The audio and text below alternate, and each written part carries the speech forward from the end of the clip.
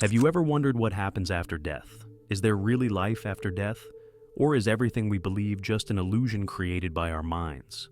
And what if I told you that a philosopher who lived centuries ago revealed such a profound truth about human destiny that even today many strive to hide it?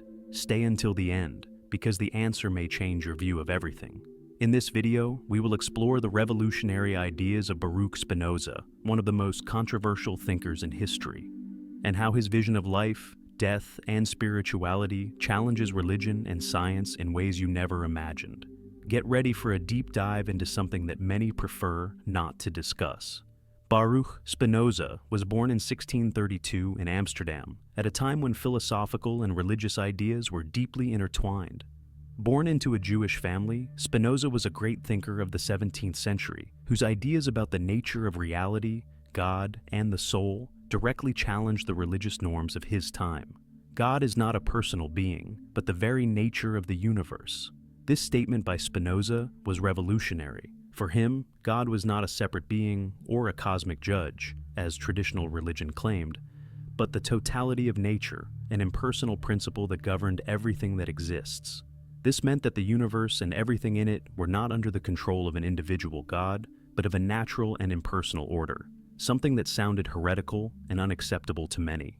Spinoza was not just a philosopher concerned with questioning religion.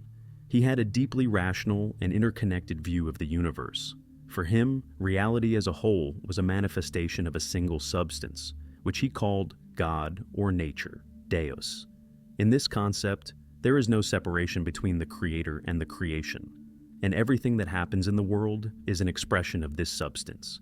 Nature is not just the world around us, but also ourselves, with our minds and bodies. Now imagine, if everything, even the human soul, is part of this unique substance, what does this tell us about life after death? Spinoza presents us with a disconcerting idea.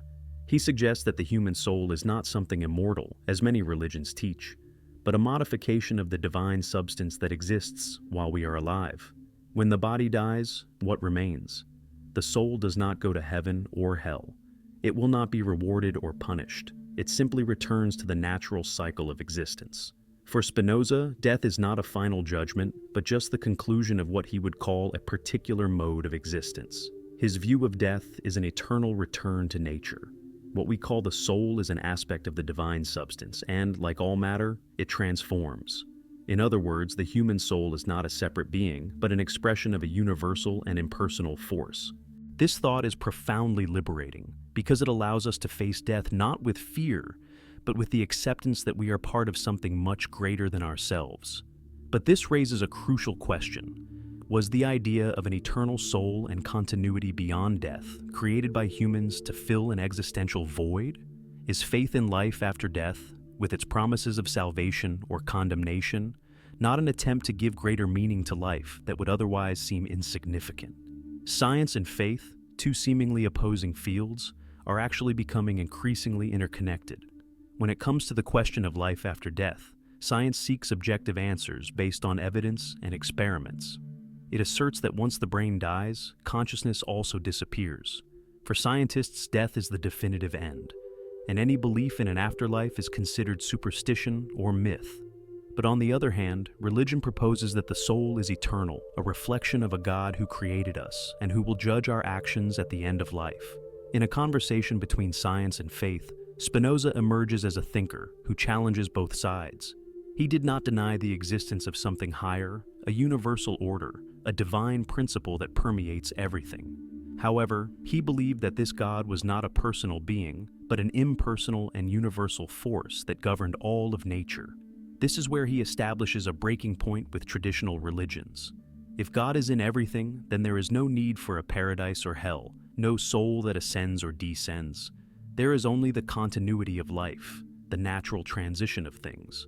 This view, although it may seem desolate to those who believe in an eternal paradise, is profoundly liberating, as it proposes that life is meaningful in itself. There is no need for a final judgment to validate the morality or meaning of our actions. Existence is valid to the extent that we are part of something larger, a web of natural relationships. But is this view of Spinoza a threat to religious control? After all, religion in many cultures survives through the promise of an afterlife. What would happen if people began to believe that death is not a transcendental end, but just a natural change? How would that change morality, fear, and human expectations about what is to come? The relationship between spirituality and life after death has always been one of humanity's most complex and debated issues. Spirituality, in its essence, seeks to understand the meaning of life and the final destiny of the soul. For traditional religions, life after death is the great mystery, the place where actions on earth are rewarded or punished. Christianity, Islam, and Judaism, among others, speak of heaven and hell as spiritual destinations. But what if that view is not the only possibility? Spinoza offers us a radical vision. Spirituality is not in a beyond, but in the very experience of life. Life is, in itself, an expression of divine nature, and the spiritual quest should not be for the beyond, but for understanding our connection to the whole. For him, true spirituality does not involve waiting for something after death, but living fully here and now, recognizing our unity with nature and the entirety of the universe. Perhaps Spinoza's greatest challenge to conventional spirituality is this. He invites us to abandon the idea of a distant God and a destiny after death, and leads us to a deeper understanding that everything we need to comprehend our existence is already here, around us, in the natural order that governs the universe. So, what do you think? Are we doomed to a life of certainty, or is there a greater truth that we are just beginning to understand? Spinoza left us a clear message. Reality may be simpler and deeper than we imagine. Now, I want to hear from you. What do you think about life after death? Leave your opinion in the comments and share this video with your friends. And if you haven't subscribed yet, take the opportunity to do so now, because more revelations are coming. In a world of beliefs and uncertainties, sometimes the most unsettling truth is the one we are afraid to accept. Death is not the end. It is just a new beginning. Are you ready to face this reality?